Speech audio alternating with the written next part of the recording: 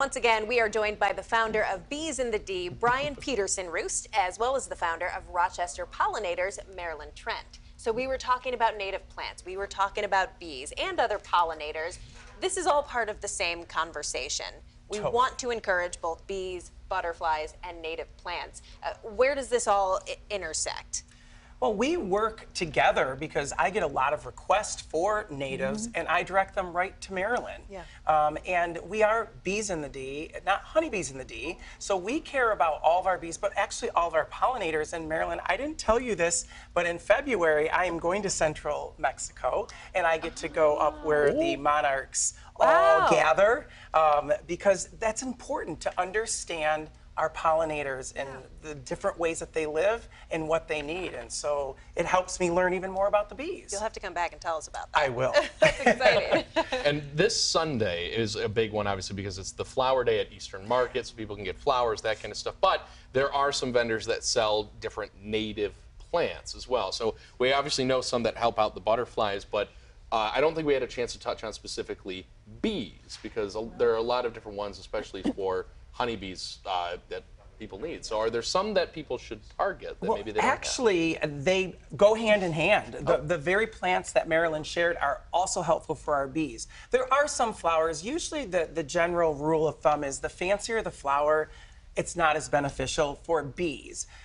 Butterflies have a longer proboscis or tongue. Most bees have a short tongue, and so there are some flowers that they can't get to the nectar, so they're not going to bother to stop there. Gotcha. Okay. Well, wild bee balm is one. Oh, yeah. It's a very beautiful flower. Wild bee balm. Wild bee balm. Okay. Yeah, so goldenrod. They love goldenrod. Oh, goldenrod's an important one in the at the end of the summer. It is the superfood of the bees. But we were even saying right here at the studio, I saw black-eyed Susans coming up in the front. I mean, a lot of these, they're beautiful flowers, and they're natives. Are there any flowers, I don't want to give any a bad rap, very popular plants that people love to have, they love to have outside their house that aren't really doing much? Roses are not the most beneficial, unless it's wild roses. That's a thorny because subject. but the fancier roses are not. Do you have one as well? Daylilies. We have a Who Wore It Best series, and daylilies 0, and a Sand Coreopsis, which is a yellow flower like a daylily, feeds about 15 species. A New England aster will feed 115 species, and that's a keystone plant. But the petunia is 4. I was going to say, petunias are those ones, I mean, you get so many different colors. You can pick up a flat for like $10 You're walking out of the grocery store, you got 3 different varieties. Right, Exactly. so those really don't do a whole lot. No, and the goldenrod is another one that's a keystone species. The goldenrods, there's several types. There's zigzag, showy, Riddell's goldenrod, 125 species. How about hydrangeas? Asking for a friend. Oh, yeah.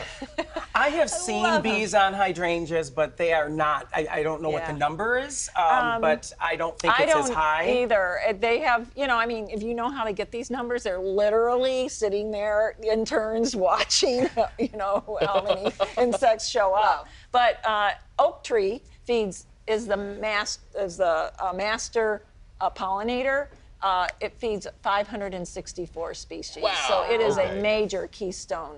And you bring up a good point. A lot of people don't think of trees, but trees are so important to our pollinators, because even maple trees, when you think about it, you don't think of it as a flowering tree, but it does have little flowers. That's what the helicopters were before they went to seed. But a lot of trees are host plants for a lot of our butterflies as well. So not only plant those flowers, but trees. And what's great about trees and the perennials, they come back every year. They're there every year. You don't have to keep replacing them again and again like the annuals. Yeah. If there's one thing you could give people as a tip going forward, if there's a change they could make in their lawn, in their area, a plant they could buy, what would it be?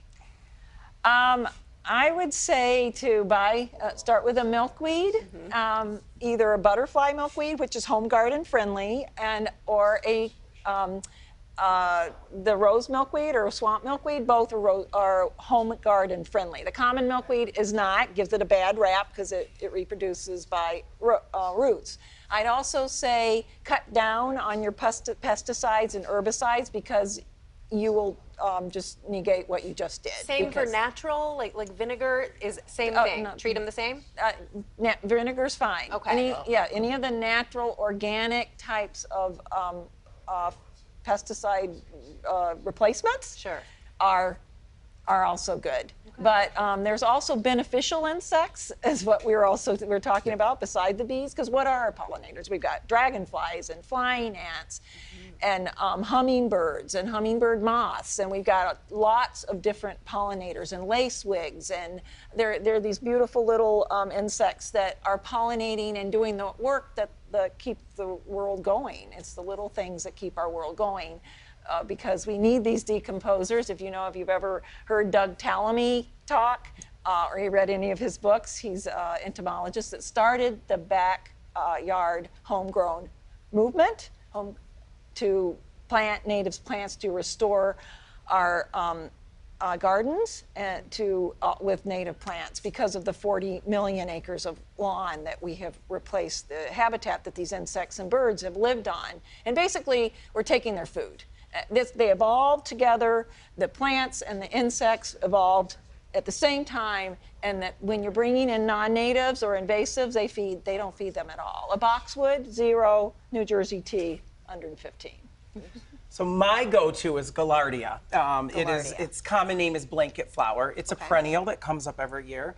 And what I love about Gaillardia, besides the fact that it's like a tricolor, orange, yellow, red, is that it blooms all summer long. And a lot of the perennials don't do that, and it provides a food source all summer. And so we were talking about pot gardening up on the roof in Detroit. I have them up in my pots up there, and they come back every year, and they do attract a lot of our pollinators, so I really love Gaillardia. That is a gorgeous flower. I was able to pop it up. I mean, really, when you say tricolor, it's these yellow ends. If you go ahead and like give it a Google.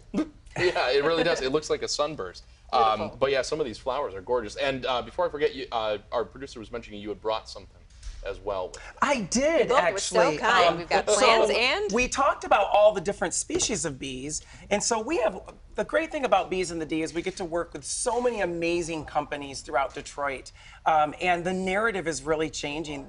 We're rooting for our pollinators. And so one of those companies is Liberty Title that helps provide homes for us, people, but they're also helping provide homes for bees. So together with them, we are creating the Bee Highway is what we're calling it, and we're putting up native bee houses. So these tubes are for the native bees. Butterflies can use up in here. The caterpillar can go in to be protected from predators like birds. So they crawl in there and rest? They will do their chrysalis in there. And so we would like to give this for your studio here so that you can put it and have a home for our bees. We actually do have honeybee hives right down the road at Denzo's headquarters, right around the corner here. Oh, nice. And so the other thing that I do want to share real quick, water is so important too. Yes. Our pollinators need water, and so if you put a bowl of water out with maybe some marbles or fancy rocks in it, you will get the pollinators to come and get a drink. The only thing I want to warn you about is standing water is also liked by mosquitoes. Oh, yeah. So you might want to change it every once in a while because they'll later, and the larva will be in there as well. So. Great tips, and a great reminder that you don't even need a yard to have all this going on. It might even be better. You can plant them in containers. Brian and Marilyn, as well as Maria, who was with us earlier, thank you so much. This has been a great conversation, and happy gardening, happy planting. I love it. Thank you. Thank you for having us. Absolutely. We will be right back.